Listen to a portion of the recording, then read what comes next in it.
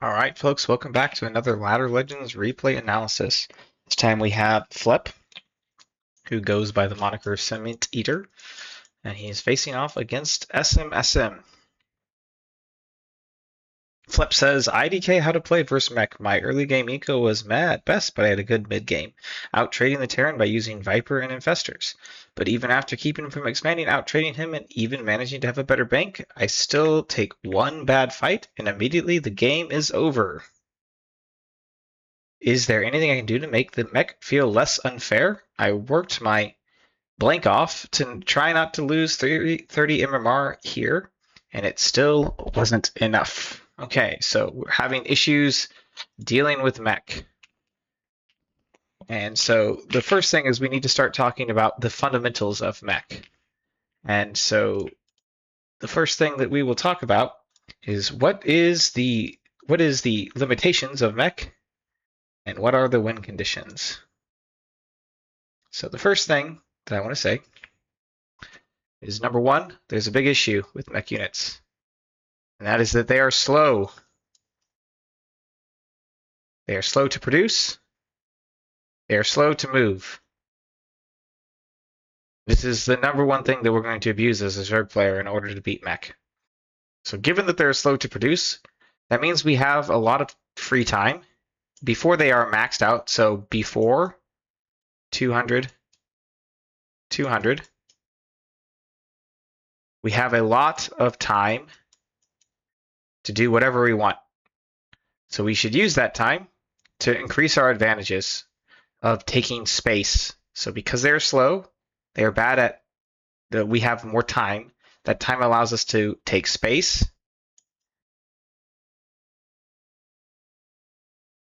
get resources.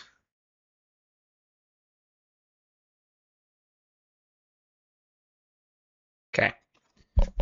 So these are the two things that we need to do on the map in order to take advantage of the weak early game of mech. What can they do to try to break that early game? Is they can harass us.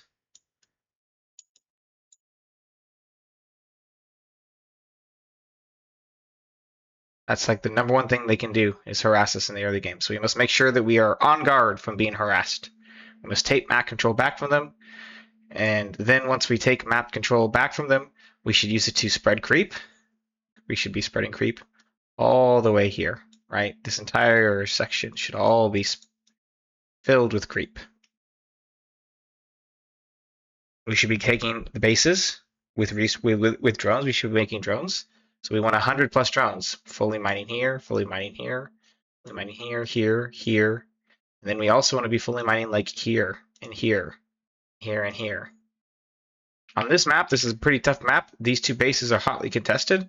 So we really want to focus on fully mining these outer bases. So these blue bases that I'm mentioning, these are kind of difficult to mine.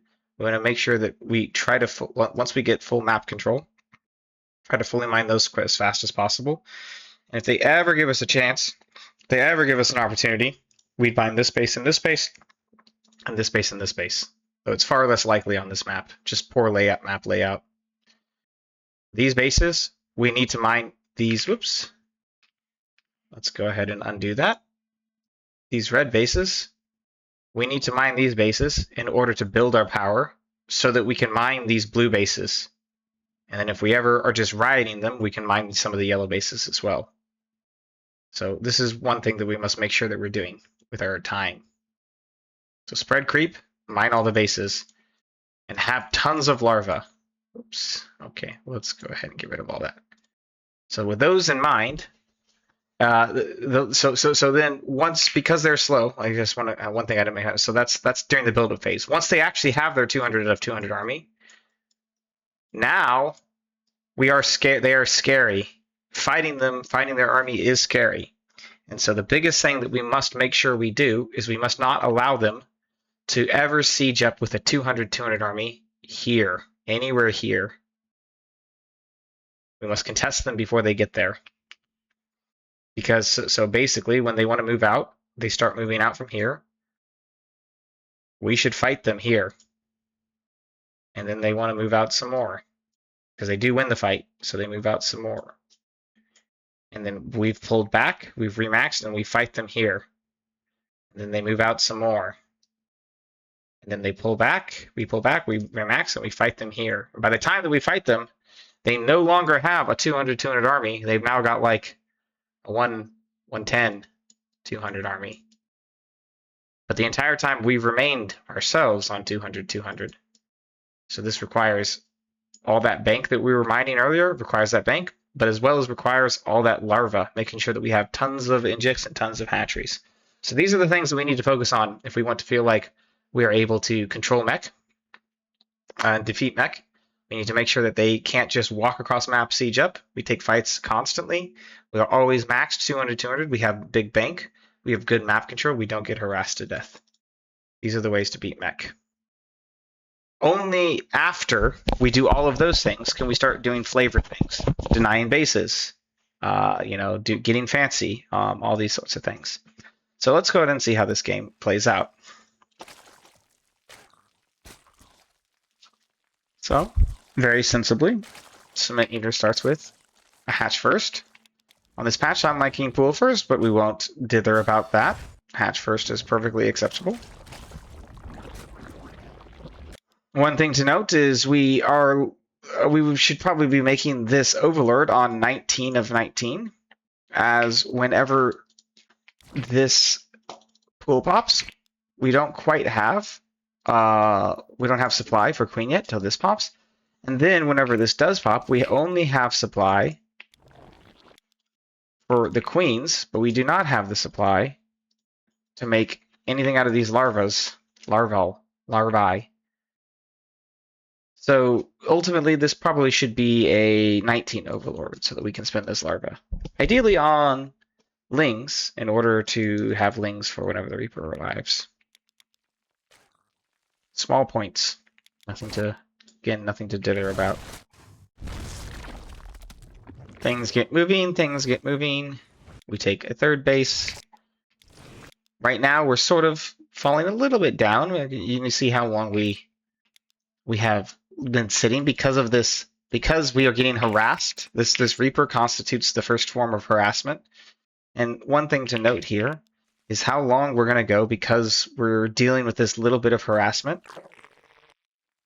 Let's see, it comes in. We have 2 larvae right now that we could be spending, but it's okay because we want to take a base. I'll accept this.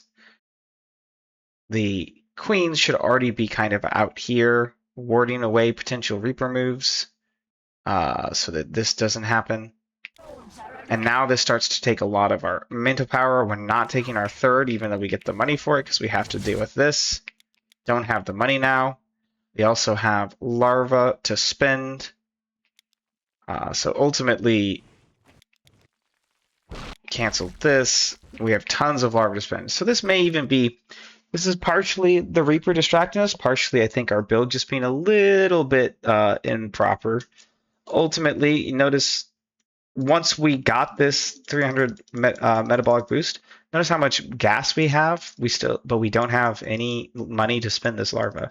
So ultimately, we should be pulling out of gas fully, unless we're planning on using the gas for some sort of aggressive option, a Roach Warren, a Bane Bust, these sorts of things, super fast mutas. But in those cases, we wouldn't be getting a third base, most likely, this early. So because we're opting to get this third base this early, we should also be opting to get less gas so we can spend it on drones.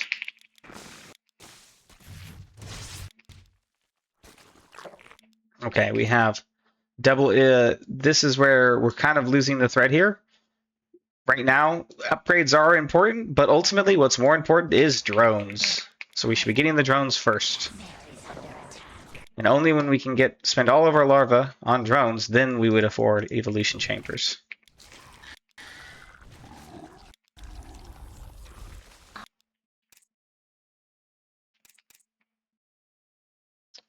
We don't know that he's mech yet, but once we find out that he is mech, which we can probably find out by the fact, we probably could know he has 1 Evo here and a barracks with no add-on and attachment.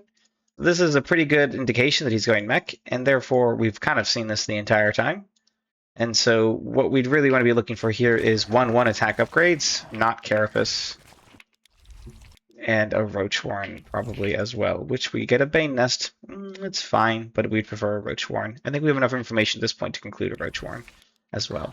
And ultimately, what are we missing most? You guessed it, drones. This little fight here is not that big of a deal. We are like completely fine with the mech player taking a third base. Any Terran player, they're allowed to take a third base. Well, you know, we just need to be droning and then taking a fourth base. So this is like, and this is one of those nice little nice to haves.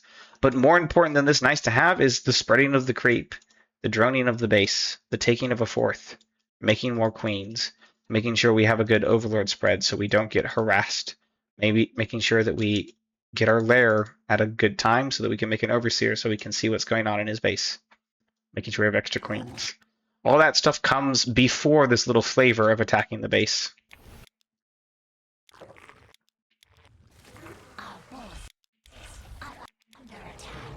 This creep needs to be spread. We need to have more queens so that we can spread even more creep. We need a fourth base. He has a third base. We need a fourth base for sure. Very, very late fourth base.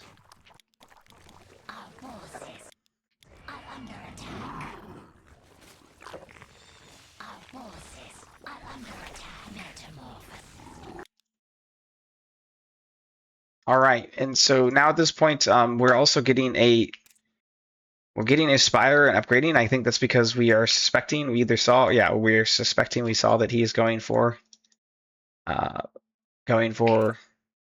battlecruisers. This is completely fine, but also when we see the battlecruisers, we need to start pumping out queens nonstop because we should be expecting to defend battlecruisers with queens before we can get corruptors out. In this case, he didn't punish us, so that's great. We also want to make at least one infestor so that we can have that around and try to fungal the battlecruisers so that they can't teleport out. We don't want them to be able to generate infinite value. If you're not that confident with the fungaling, you can even get Neuroparasite and try to narrow the battlecruiser so that you can kill it that way.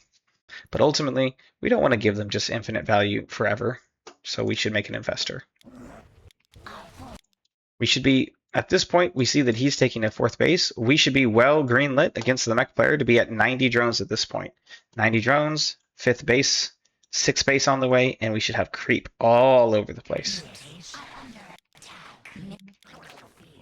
So we still need to be holding that drone key. We just enough units to not die to harassment. Maybe have lings and move out paths so that we can see if he decides to actually move out. But ultimately, we need to be holding that drone key.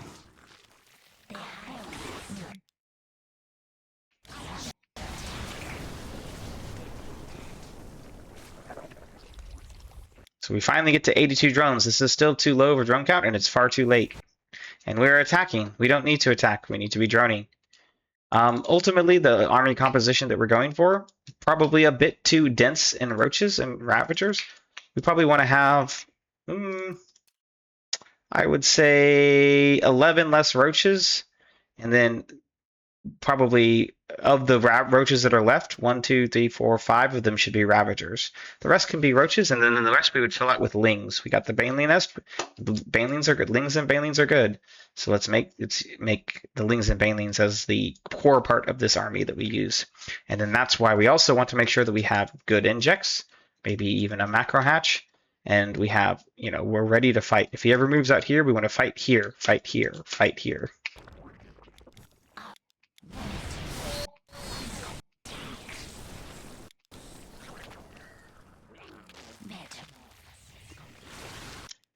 All right, and this kind of, as you see, you notice even at this point, we're far too low in workers. We don't have vision in front of the bases at all in the forms of lings or creep.